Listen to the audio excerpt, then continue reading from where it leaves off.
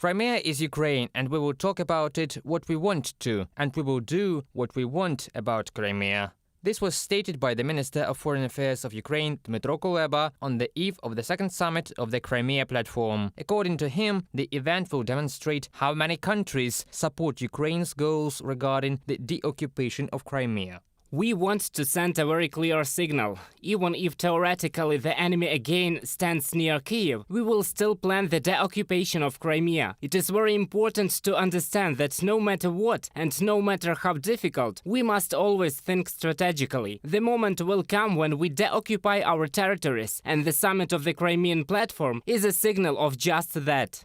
Dmytro Kuleba, Minister of Foreign Affairs of Ukraine, in an interview with Ukrinform news agency.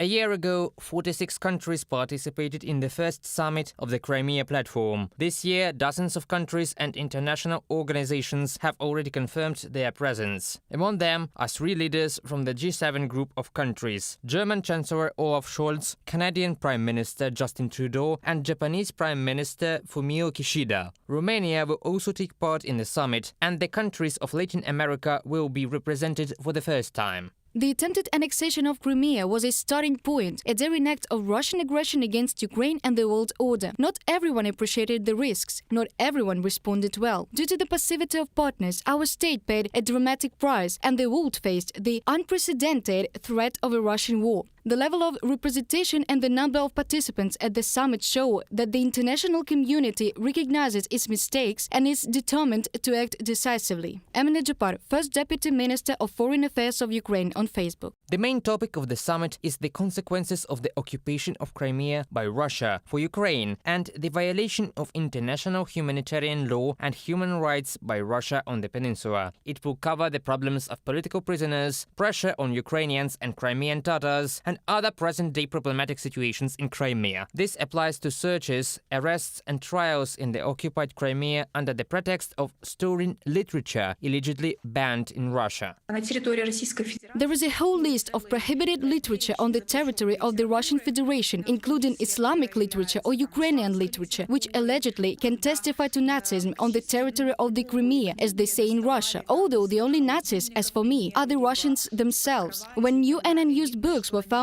under the refrigerators or under the beds, and there were no dust on it and no evidence that the book was used. An equally important topic, the use of the territory of the occupied peninsula as a Russian military base for further aggressive actions against Ukraine and Ukrainian civilian population. According to Tamila Tasheva, the key issue of the summit is the return of the peninsula to the control of the Ukrainian authorities.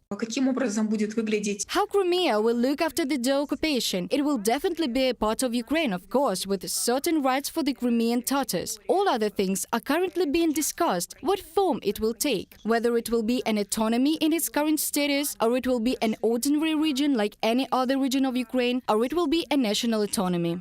The head of the Majlis of the Crimean Tatar people, Refat Chubarov, has already submitted his proposals for a draft statement to be adopted by the participants of the summit on the results of the Crimea Platform 2022. According to him, after February the 24th, calls for a dialogue on a peaceful end to the occupation of Crimea to the aggressor country are inappropriate. Although last year the summit participants agreed on a dialogue with Russia. According to the head of Majlis of the Crimean Tatar people, Refat Chubarov, strong global support is needed to restore sovereignty over the occupied peninsula. And no less important right now is to form a plan for the development of the peninsula after Ukrainian flags will once again fly over it. Reported by Pavel Stelmach, Victoria Sinko, UATV News.